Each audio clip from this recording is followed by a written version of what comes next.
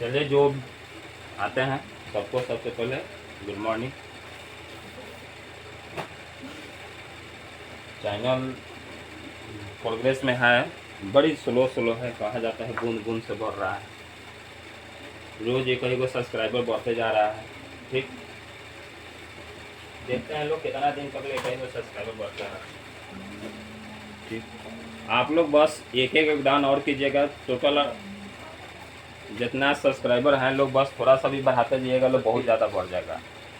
ठीक, प्रयास आप लोग का भी सराहनीय है।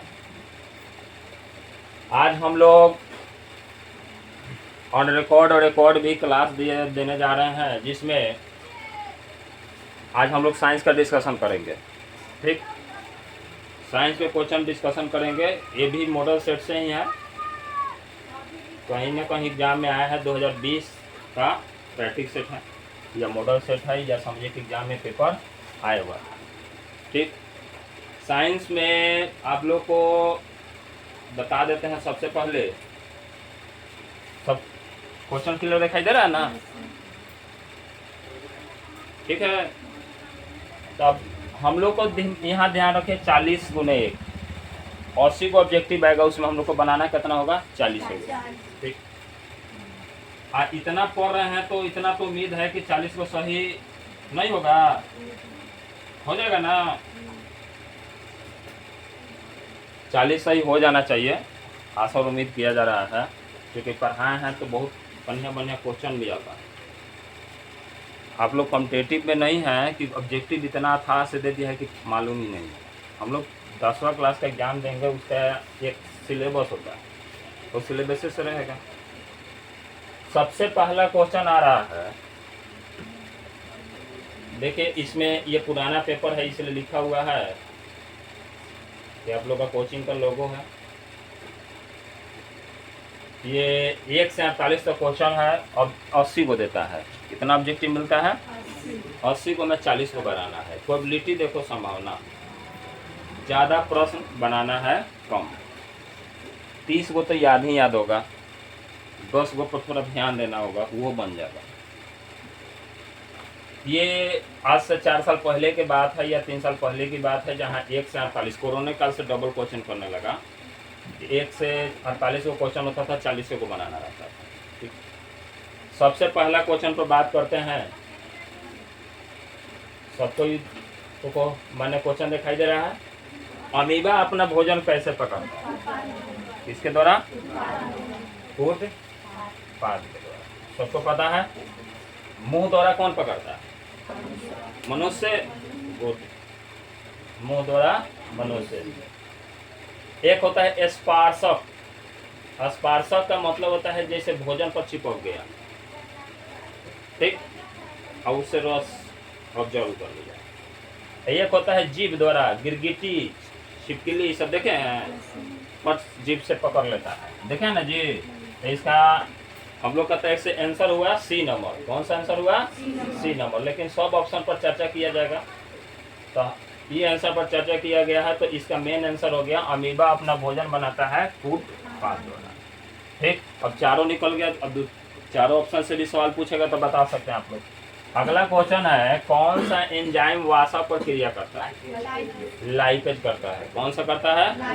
अब सब एंजाइम है, अब सब एंजाइम के बारे में थोड़ा बहुत जानते हैं। ठीक,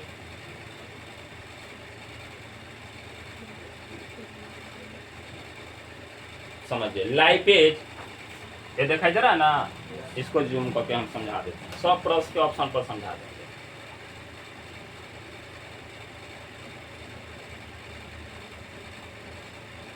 किससे क्वेश्चन से क्या बनेगा देखा जाए।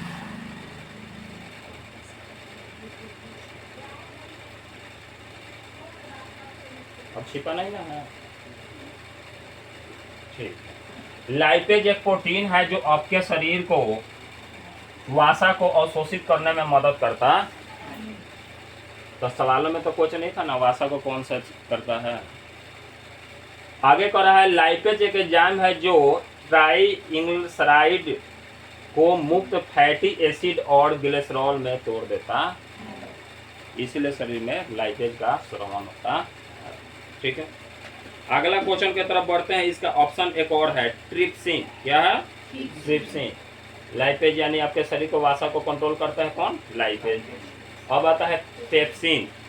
पेप्सिन क्या करता है? ये पेप्सिन को पेट द्वारा शोषित किया जाता है और पेप्सिन को अग्नाशय द्वारा भी शोषित किया जाता है। पेप्सिन एंजाइम का कार्य भोजन में पाए जाने वाले प्रोटीन को पचाने के लिए किया जाता है। पेप्सिन पेट के अत्यधिक अम्लीय स्थितियों में भी काम करता है।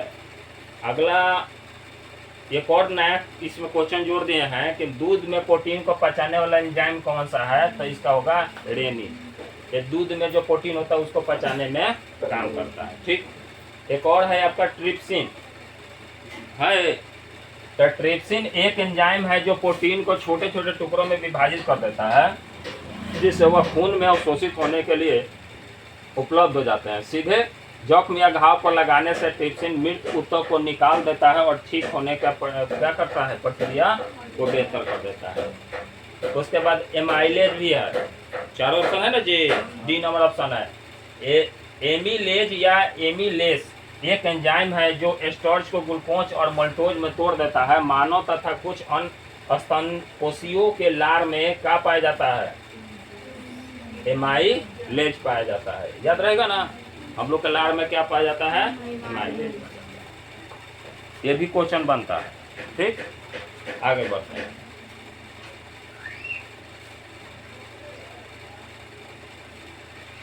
तो इसका आंसर क्या होगा जी? लाइपेज। किस प्रकार के श्वसन से अधिक ऊर्जा मुक्त होता है? तो वायवीय श्वसन से अधिक ऊर्जा मुक्त होता है। वायवीय श्वसन मतलब ऑक्सीजन की उपस्थिति में जो श्वसन क्रिया चलता है उसे क्या कहते हैं? वायवीय श्वसन कहा जाता है। ठीक, आगे बढ़ते हैं। मछली का श्वसन अंग क्या है? बताइए लोग। गिल्स है। कौन नंबर ऑप्शन होगा? बी नंबर। किसी को दिक्कत? इसका आंसर क्या था? वही है। इसका क्या हो गया? गिल्स। गल्फर द्वारा, त्वचा द्वारा मेड ऑफ।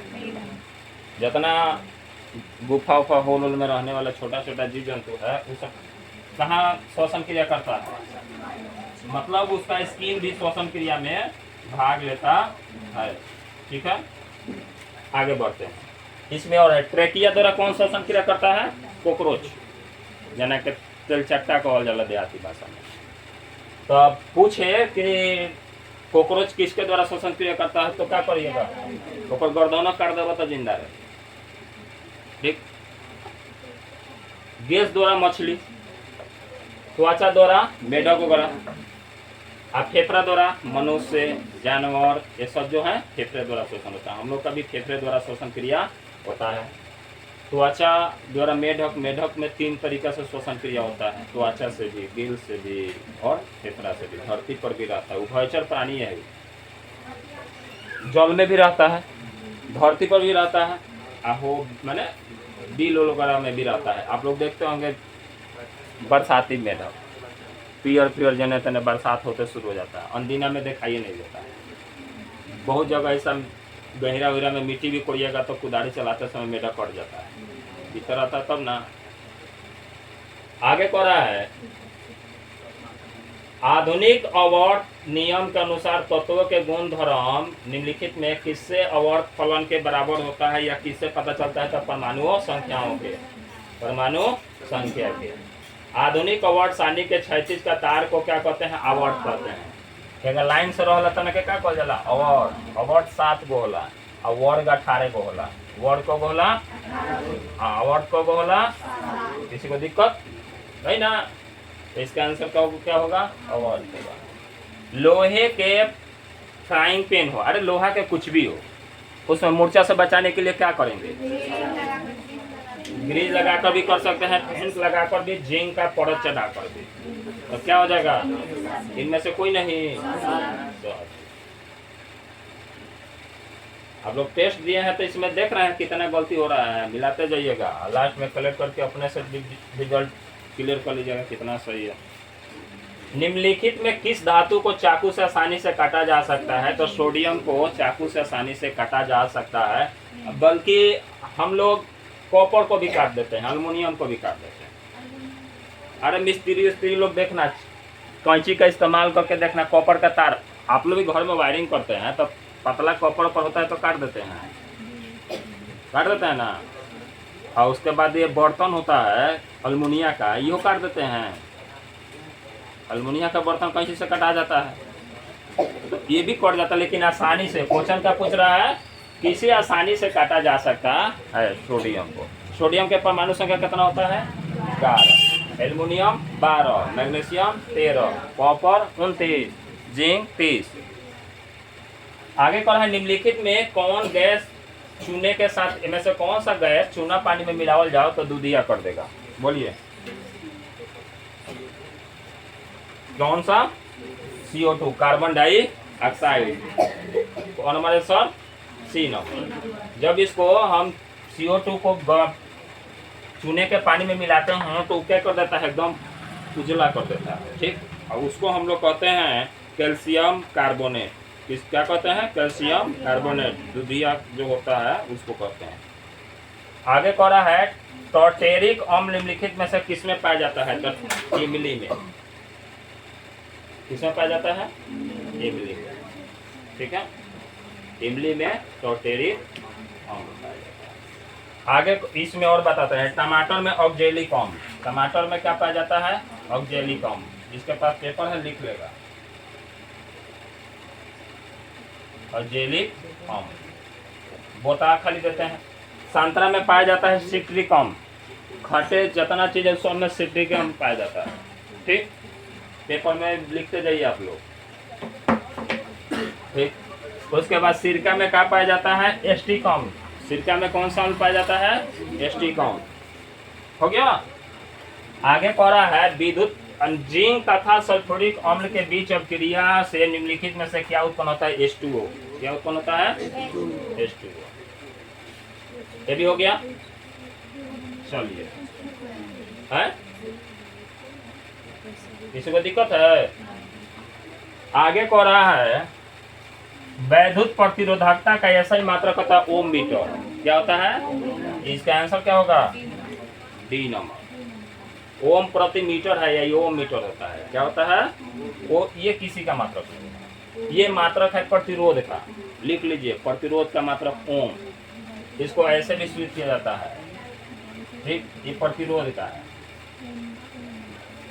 प्रतिरोध का मात्रक ओम। प्रतिरोधकता का खाली क आता लग गया तो इसका क्या हो गया, C नंबर। क्या हो गया, C नंबर। अब वोल्ट बाई मीटर होता है विद्युत क्षेत्र का। ये किसका होता है, विद्युत क्षेत्र। विद्युत क्षेत्र, वोल्ट बाई मीटर विद्युत क्षेत्र का होता है। किसी को दिक्कत,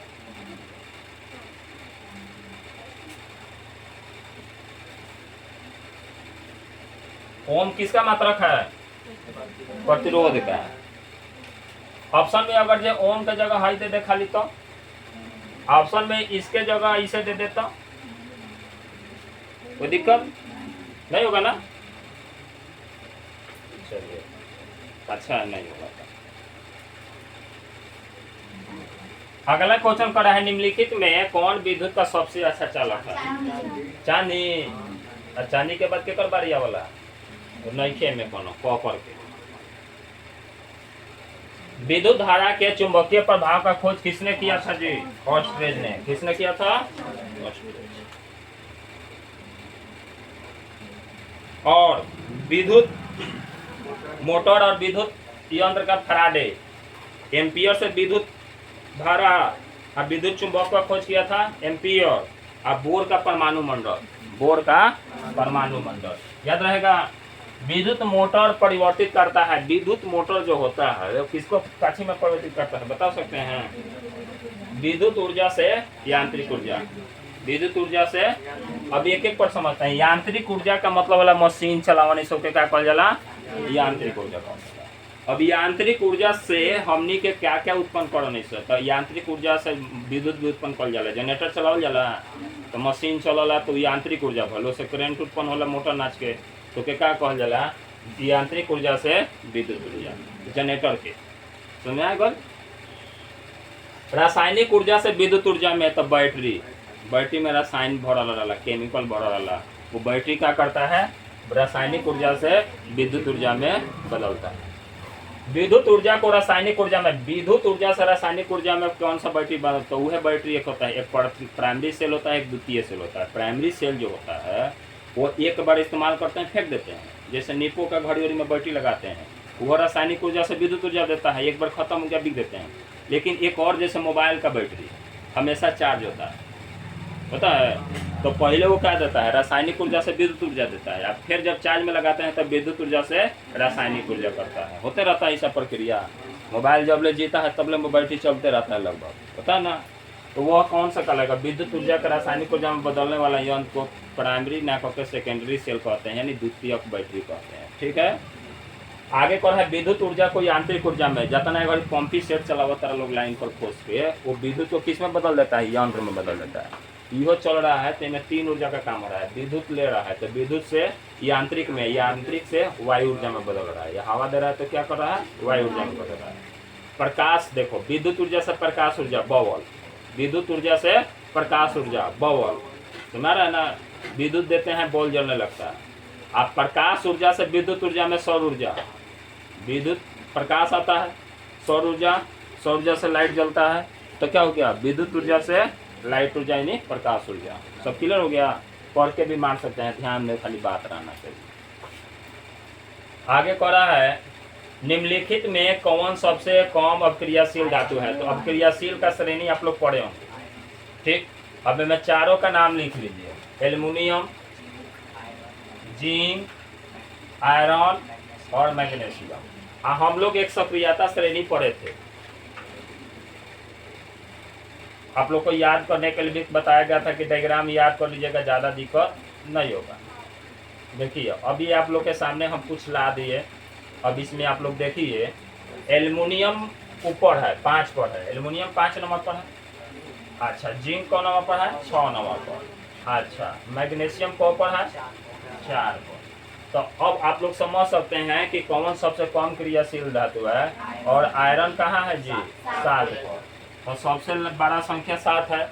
तो बढ़ते क्रम में अगर जो सबसे अब क्रियाशील धातु होगा तो मैग्नीशियम होगा, मैंने ऊपर से बढ़ते क्रम आता है, नीचे जाके कम हो जाता है। सबसे सोना जो है वो क्रियाहीन होता है, वो क्रिया किसी से नहीं करता है, इसीलिए सोना के गहना चमकते रहता है हमेशा।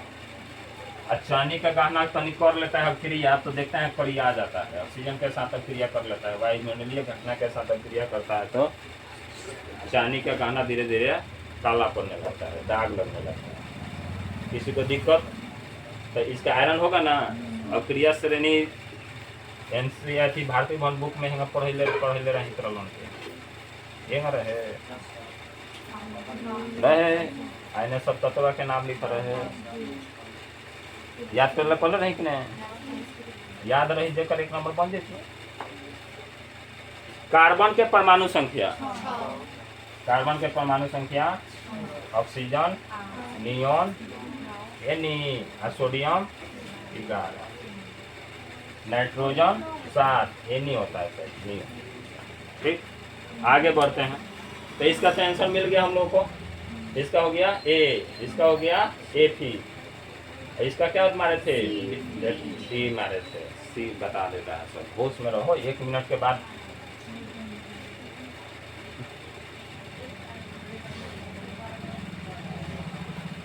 आगे कह रहा है कि असंतरित हाइड्रोकार्बन में डबल बॉन्ड और ट्रिपल बॉन्ड आता है, सब कोई जानता है, यानी एल्कीन और एल्काइन आता है। असंतरित में क्या आता है, एल्केन। तो हमें पूछ कर रहा है असंतरित हाइड्रोकार्बन कार्बन के परमाणु के बीच ट्री बॉन्ड तो एल्काइन में बनता है, किसमें बनता है, एल्कीन में डबल बॉन्ड बनता है, याद रहेगा ना। डबल बॉन्ड कितना में, एल्कीन में, और ट्रिपल बॉन्ड किस में, एल्काइन में। और एल्केन में कौन बॉन्ड पढ़ा क्या है ना। अच्छा, एथेनॉल, ऑल लग गया तो वेज है, एथेनॉल लग गया तो क्या है, वेज पढ़ा है ना जी। सफिक्स परफिक्स ये तो बड़ा याद लिखवा है। हर एक पॉइंट ऑफ व्यू देखते चलिएगा लोग, क्योंकि हम पढ़ाए हैं जितना वो सब हम बता दिए उसी समय कि ये सब आता है एग्जाम में। ये सक्रिय श्रेणी हम बताए थे, क्रियाशील समूह कहे थे कि एग्जाम में आता है, आया है ना।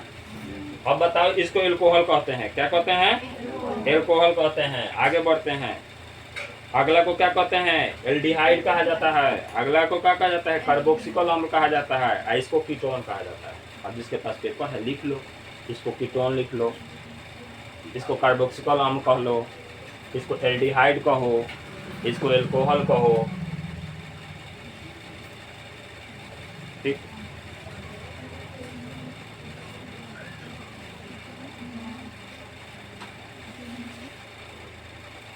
हो गया। 21 नंबर क्वेश्चन पढ़ लीजिए लोग।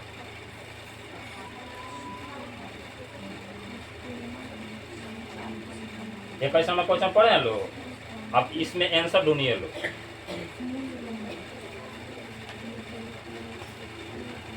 स्टोमेटा का खुलना और बंद होना है एक ऐसी प्रक्रिया है जो पौधों के गैस विनिमय और जल संतुलन को नियंत्रित करता है।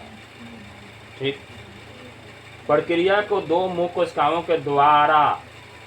के द्वारा नियंत्रण किया जाता है। कोशिकाओं के द्वारा। ठीक, अब बताओ, कोशिकाओं के द्वारा यानी द्वारा कोशिकाएं, द्वारा कोशिकाएं। आंसर मिल गया। ठीक, हो गया। किसका आंसर बताइए लोग। न्यूरॉन तंत्रिका तंत्र का, न्यूरॉन तंत्रिका तंत्र का इकाई सेल है या संरचनात्मक सेल है, कह सकते हैं। न्यूरॉन से तंत्रिका तंत्र का निर्माण पूरा हुआ। नेफ्रॉन, किडनी, ब्रिक किडनी को ही कहते हैं। और नेफ्रॉन अब वही चल रहा है। अब वही लेसन बायोलॉजी में खत्म किए हैं, जाना में ब्रिक पढ़ाए हैं। सबसे उत्सर्जी अंग, मनुष्य का उत्सर्जी अंग यो क्वेश्चन है, तो ब्रिक अलगले है। नेफ्रॉन किडनी का हुआ। अब ग्लोमेरुलस जो होता है किडनी में बाहर का भाग होता है। ठीक है, किडनी का जब सचित्र वर्णन पढ़िएगा ना तो उसमें ग्लोमेरुलस भी होगा। और नेफ्रॉन का चित्र भी बना के दिया है बगल में, है ना बुक में। और निलय तो दिल में, निलय पढ़ले बोलो हार्ट में एगो निलय होला, एगो का होला वलय निलय पढ़ले पढ़े लोग। अच्छा, मानव का इसका आंसर क्या हो गया, नेफ्रॉन। मानव का प्रमुख उत्सर्जी अंग, वही बात है। फिर क्या होगा जी, किडनी, किडनी, ब्रिक को कहते हैं किडनी। अच्छा, एड्रोजन क्या है, तो ये नॉर लिंग हार्मोन है। क्या है, ठीक, नॉर लिंग हार्मोन को हम कहते हैं एड्रोजन। और मादा लिंग हार्मोन को कहते हैं एस्ट्रोजन। लिख लो, एस्ट्रोजन। मादा लिंग हार्मोन को कहते हैं एस्ट्रोजन और नर लिंग हार्मोन को कहते हैं एड्रोजन। ठीक, हो गया। अब पाचक रस में HCl, समझ गए। इनमें से सभी तब माना ही के नहीं थे। जब किसी अपक्रिया के समय किसी पदार्थ में ऑक्सीजन की वृद्धि होती है तो निम्नलिखित में से क्या कहलाता है। अच्छा, इस पर देख लेते हैं, थोड़ा सा कुछ लिखे हैं कि नहीं। अच्छा, उस पर नहीं है। कह रहा है कि जब किसी अपक्रिया के समय किसी पदार्थ के ऑक्सीजन की वृद्धि होती है तो प्रकाश अति ऑक्सीजन बढ़े तो उपचयन, अब घटे तो अपचयन। याद रही, प्रकाश माने ऑक्सीजन बढ़े तो क्या होगा, उपचयन माने ऑक्सीकरण अभिक्रिया। ऑक्सीजन कम हो जाए तो अवकरण अभिक्रिया, इसका क्या होगा, उपचयन। आप कहे कि हाइड्रोजन बढ़े तो कहना सब अपचयन। हाइड्रोजन बढ़े तो ऑक्सीजन बढ़े तो ऑक्सीजन कम होके तो अपचयन, हाइड्रोजन कम होके तो उपचयन। और क्षरण के मतलब बचाव कुछ होके, खराब होके से होला नु, खराब होना। अच्छा, अम्ल का पीएच मान 7 से कम, आप क्षारीय का पीएच मान 7 से, उदासीन का 7। तो आंसर डी, ए नंबर, गुड होगा। शुद्ध जल के पीएच मान 7, आ जाता ना acetic acid, ascorbic acid, last में एसिड लग जाए, सबके 7 से कम। ठीक, और जितना क्षारीय लगे वो सब 7 से। अच्छा, धोने का सोडा का आणविक सूत्र देखो, 2 दिन पहले ही क्वेश्चन दिए थे, 2 दिन क्वेश्चन पहले दिए थे, इतना ही था। जाना तो। हाँ तो जाइए घर। अरे तो बैठ के मैथ बनाइए, मिलजुल के पढ़िए, क्वेश्चन याद कीजिए। काजी मधुमक्खी का डंक एक अम्ल छोड़ता है, तो इसका भी पेचमान साथ से काम मैंने कम होगा। मधुमक्खी, लाल चींटी, ये सब जितना है उसमें कौन सा पाया जाता है? बोलिए लोग। हाँ लिख लो लोग, मेथनोइक अम्ल। क्या पाया जाता है? मेथनोइक अम्ल। हाँ मेथनोइक अम्ल के लिख लिया लोग, फॉर्मिक अम्ल कहल जाला। पढ़ले बारह लोग फॉर्मिक अम्ल को लोग, तो याद कहाँ से रही? फॉर्मिक अम्ल। मेथनोइक अम्ल को क्या कहता है? फॉर्मिक अम्ल। सिट्रिक अम्ल का थी में सिरका में, हाँ संतरा में। अब पर क्या बता लो ना। अच्छा इथेनोइक अम्ल के कहल जाला का, लिख लो लोग, एस्टिक अम्ल। क्या कहल जाला? एस्टिक अम्ल। ऑक्जेलिक अम्ल काची में पाल जाला? टमाटर में। ठीक है, तो सब हो गए। और कुछ ऑप्शन से चल बोलो।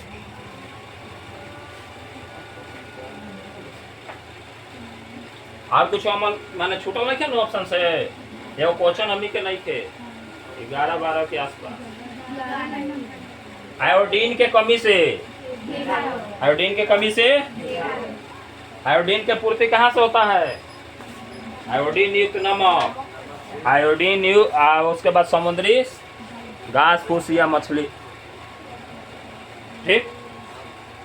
आयोडीन के कमी से कौन सा रोग देगा? मधुमेह रोग क्या ना के कमी से? इंसुलिन, याद रही नो। Ascorbic, vitamin C, vitamin C के कमी से। एड्स किसके कमी से? एड्स जो होता है अनचाहे यौन संबंध बनाने से, या अथी HIV एड्स वाला ब्लड चढ़ गया, उससे संक्रमण हो, ब्लड चढ़ गया, या एक ही दाढ़ी उड़ी बनाने के लिए रेजर वगैरह इस्तेमाल किया जाता है उससे। ठीक, तो ये तो कारण नहीं है। एड्स किससे होता है? वायरस से, कुछ के कमी से नहीं होता है। ये बीमारी है बाहर से आता है। ठीक, मैं ना शरीर में कमी, देखो आयोडीन स्रावित कम होगा, क्या रोग हो जाएगा? इंसुलिन के कम हो जाएगा, मधुमेह रोग हो जाएगा। विटामिन सी के कम हो जाएगा, स्कॉर्पिक रोग हो जाएगा। आइए और बात याद रखना, हमारे शरीर में विटामिन सी है जो हर्जा नहीं करता है। विटामिन सी जो है वो हर्जा नहीं करता। जितने विटामिन सी होगा वो सब पेशाब के रास्ते निकल जाता है। ठीक है, जितना हमला के दिन में, आधा के दिन में खूब खा लोग, तो यूँ अलग। अच्छा हाँ, पानी पियो, बीच में। निम्नलिखित में कौन पिट्यूटरी ग्रंथि से निकलने वाला वृद्धि हार्मोन होता है? क्या होता है? वृद्धि हार्मोन होता है। ठीक, सुना गया? थायरॉक्सी ग्लैंड से होता है। इंसुलिन का बतेबे किए हैं वही, इस अग्नाशय से रहित होता है। एंड्रोजन ये पिट्यूटरी से ग्रंथि होता है, अग्नाशय भी से भी होता है। ठीक है, अब एंड्रोजन के बारे में पढ़ते हैं कि कहाँ से स्रावित होता है। लेकिन वृद्धि हार्मोन मास्टर पिट्यूटरी ग्लैंड को क्या कहता है? मास्टर ग्लैंड कहते हैं। यहीं से वृद्धि हार्मोन होता है। वृद्धि हार्मोन के कारण ही हमारा शरीर का विकास होता है, नहीं तो विकास रुक जाता है। ठीक है, अब वृद्धि हार्मोन ज़्यादा हो जाए काम अगर बढ़ा जाए, 8 फीट के हो जाए, पॉइंट शॉट खरीदे नहीं करी मार्केट के, कम हो जाए तो नाटे रह जाब, शरीर तो मोट हो जाए। लड़का सबके पैंटे नहीं हो, सिको कनी के 32-28 से नीचे वाला कम वो में दिक्कतें हो। अब भाई रजनीकांत जी का फिल्म आया है, देखा होगा सब। उसमें एक नाट्य पद का है, बहुत बढ़िया भूमिका निभाया है। ठीक, तो लोग तो खाली कौन सी खेसरिया के ठंड रहता है। आगे कह रहा है, अमीबा में अलैंगिक जनन किस विधि द्वारा? विखंडन द्वारा। सब कोई जानते हैं, कौन सा आंसर होगा? बी नंबर, मार दिया जाए बी नंबर। फूल का कौन सा भाग फल बनता है? अंडा से। कौन सा बनता है? अंडा से। देखो मिक्सचर बंद कर ले, कौन है तो इन्वर्टर एक बंद हो जाएगा।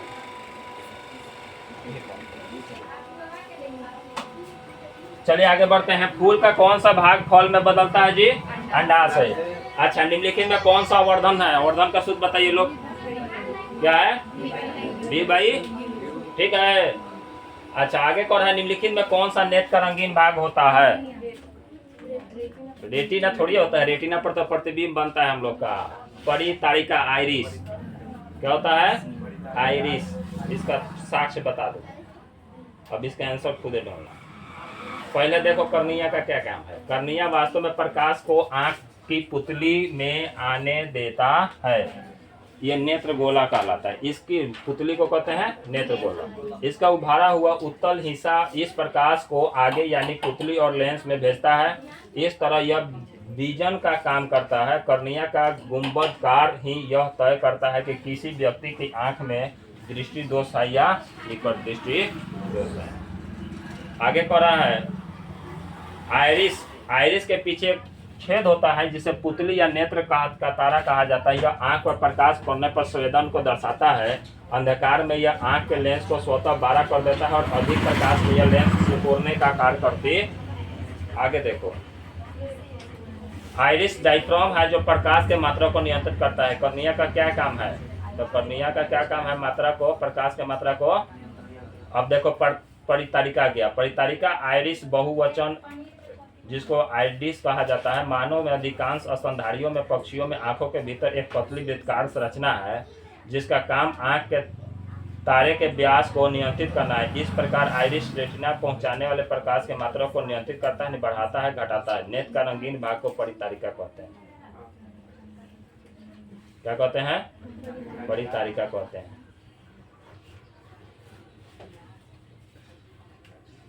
तो हो गया। वायुमंडल में प्रकाश के किस वर्ण का प्रकीर्णन अधिक होता है? तो जानबे करते हैं नीला। इसलिए सब आकाश नीला, जल नीला, सारा दुनिया नीला दिखाई देता है। अच्छा, वायुमंडल में प्रकाश के लिए सबसे मान्य वर्ण प्रकीर्णन नीला का होता है, सबसे कम लाल का होता है। और तरंगधर सबसे ज्यादा लाले का होता है, दूरे से लाल दिखाई देता है। इसी कारण से सूरज उगने से पहले ही दिखाई देता है दिन। किसके कारण? लाल प्रकाश के कारण। किसी को दिक्कत? यहाँ तक समझ आ गया ना? जो भी टॉपिक में दिक्कत हो पूछ लीजिएगा लोग। आगे कह रहा है कि देखो बात आइएगा, प्रकाश के किस घटना के कारण सूर्य हमें वास्तविक सूर्योदय से लगभग 2 मिनट पहले ही दिखाई देता है? तो किसके कारण? वायुमंडलीय अपवर्तन के कारण। किसके कारण? वायुमंडलीय अपवर्तन के कारण। आगे कह रहा है जब किसी पश्चिम की ओर प्रक्षेपित कोई धन आवेशित कण किसी चुंबकीय क्षेत्र द्वारा उत्तर की ओर विक्षेपित हो जाता है तो चुंबकीय क्षेत्र की दिशा होगी ऊपर मुखी। क्या होगा?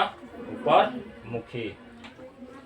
हमारे घरों में जो विद्युत आपूर्ति किया जाता है 220 वोल्ट प्रवर्ती द्वारा किया जाता है। अब 50 हर्ट्ज तरंगधर कितना रहता है उसका? 50 हर्ट्ज। अब यहीं जोड़ देना 50 HTZ या HZ जोड़ दो।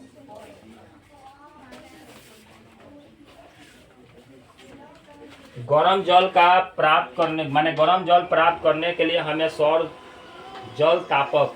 अब बताओ, दिमाग लगे चलो। पानी गर्म करना है। अब पानी गर्म करने के लिए हमको सौर ऊर्जा का इस्तेमाल करना है। कब नहीं कर सकते हैं? तो धूप निकले तो कर सकते हैं, गर्म के दिन में कर सकते हैं, बादलों वाले दिन में नहीं कर सकते हैं। वो समय पानी गर्म कर लीजिएगा। ऑप्शन रात में रहे तो रातों में नहीं होगा, क्योंकि सौर का नाम है कि सूरज से। तो सौर ऊर्जा काम कब करता है? रात में,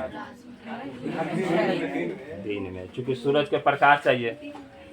ठीक, पवन ऊर्जा थोड़ी है कि जब हवा बहे तब तो रातों में हवा बहे रातों में बिजली देने लगे। गोबर गैस थोड़ी है कि गोबर डाले हैं सड़ रहा है, गोबर निकल रहा है। ये है प्रकाश ऊर्जा। प्रकाश ऊर्जा यानी सौर ऊर्जा। सौर जो ऊर्जा जो भी विद्युत उत्पन्न होता है वो सूरज की उपस्थिति में होगा। तो सूरज कब कब दिखाई देता है? गर्म दिन में, धूप वाले दिन में, लेकिन बादल वाले दिन में।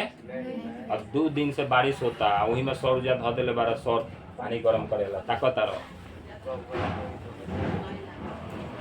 बीरबल के खिचड़ी वाला हाल हो गया।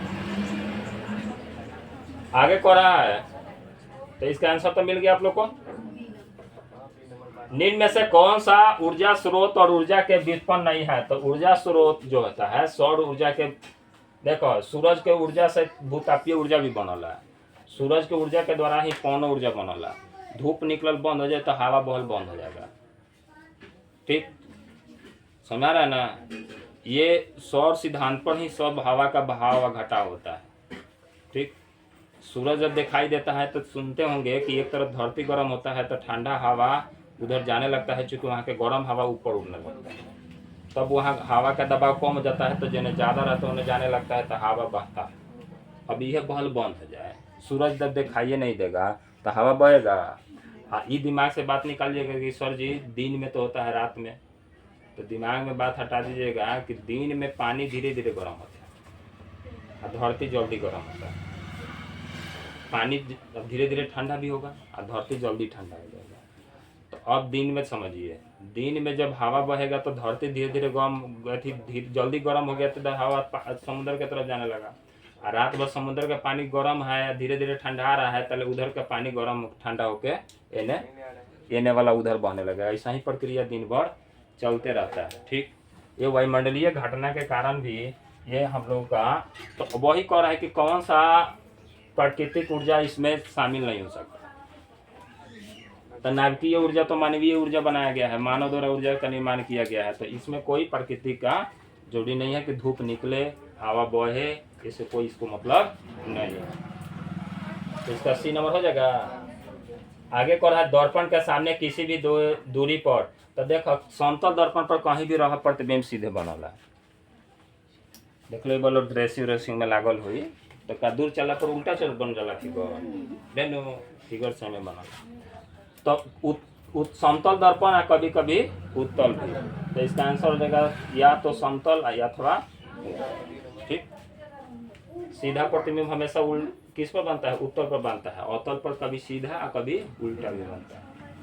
किसी कार का अग्रदृष्ट प्रयुक्त दर्पण, अब ये तो बतावे तुरंत पड़ी, कार के आगे अग्रदृष्ट में कौन सा लेंस का प्रयोग करते हैं? कौन सा? एक उत्तल दर्पण का। ठीक है, लिख लीजिए।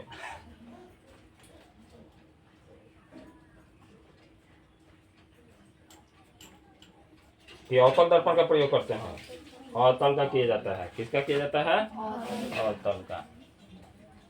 निम्नलिखित में किस अपवर्तनांक माने किसका अपवर्तनांक सबसे ज्यादा होता है? तो हवा का अपवर्तनांक जो होता है निवारक के लगभग कम में होता है, लगभग ही बराबर होता है। तो वायु का तो अपवर्तनांक सबसे कम हुआ, चूंकि इसका 1003 होता है, 1003 इसका अपवर्तनांक है 1003। ठीक, इसका होता है 13, इसका होता है 15, इसका होता है 2.42। बोलिए आप ही लोग हैं? हीरा इसी कारण चमकता है अपवर्तनांक के कारण। अच्छा, निम्नलिखित में से किस लेंस को अधिक या अभिसारी लेंस कहते हैं? किस लेंस को अभिसारी लेंस कहते हैं जी? किसको कहते हैं? उत्तल लेंस को अभिसारी या अवतल लेंस को अपसारी। याद रहेगा ना, उत्तल लेंस को अभिसारी, अवतल लेंस को अपसारी। लिख लीजिएगा, कितना पे लिखा है दिए आप लोग को।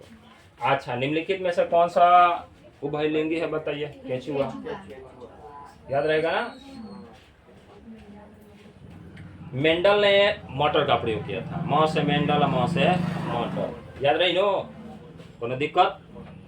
आगे कह रहा है कि निम्नलिखित में कौन सा एक अवशेषी अंग है? अवशेषी अंग का मतलब होता है कि रो है या निकाल के फेंक दीजिए, उससे कोई जिंदगी में दिक्कत नहीं होगा। तो अपेंडिक्स ये बढ़ जाता है ना, तो इसी का ऑपरेशन कराना पड़ता है। पेट दर्द शुरू हो जाता है, इतना ना दर्द करेगा पेट की बस दर्द से मार दीजिएगा। रहे या ना रहे उससे कोई फर्क। ठीक, अपेंडिक्स जो होता है बड़ी आंत के नीचे होता है। ठीक, समझाया? चिपको आंदोलन जान ही रहे हैं, वन संरक्षण से, पेड़ों को बचाने से है। हो गया। यहाँ तक हम लोग 48 क्वेश्चन का डिस्कशन कर दिए। इसी के साथ साइंस का क्लास समाप्त करते हैं। हम एक छोटा सा अपेंडिक्स का दिखा देते हैं। ठीक,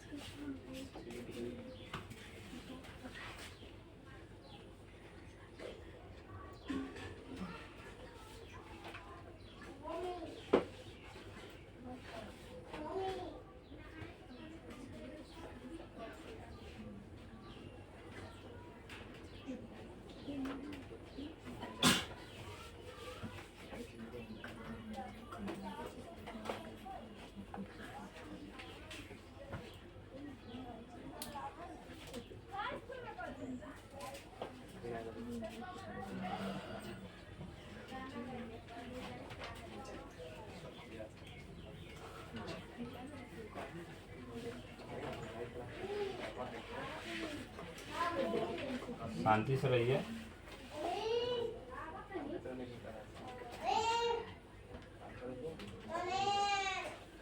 2 मिनट टाइम लगेगा। भाजी का जो नाम चाहिए, भाजी का नाम तो नहीं आ रहा है।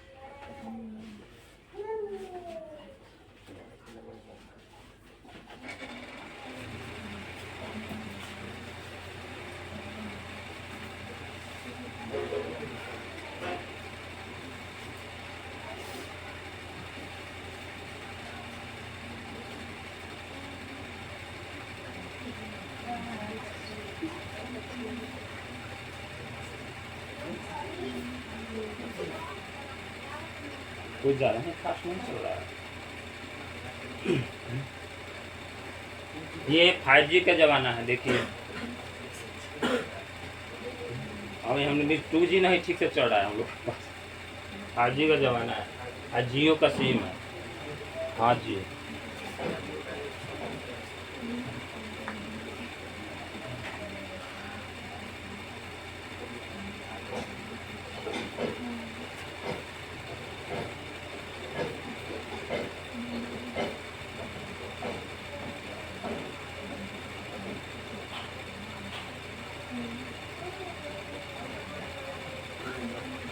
ये ठीक। ये बड़ी आँख है, यही है आपका अपेंडिक्स। इसका काम ही नहीं है, ठीक। ये बस ज़िंदगी ख़त्म करने का काम है इसका। कभी कभी इसमें ख़राब हो जाता है, फट उठ जाता है, उससे भी पॉइजन निकलता है जिससे आदमी मर जाता है, ठीक। कहा जाता है ना कि फाट गई है अपेंडिक्स, ने इलाज करो ने सही समय पर इलाज कराया गया जिससे, तो ये यही बढ़ना खतरनाक है। चाहे तो कटवा सकते हैं, निकाल सकते हैं, इससे कोई दिक्कत नहीं है, इससे कोई नुकसान नहीं होगा, ठीक है। आज इसी के साथ क्लास हम लोग समाप्त करते हैं साइंस का।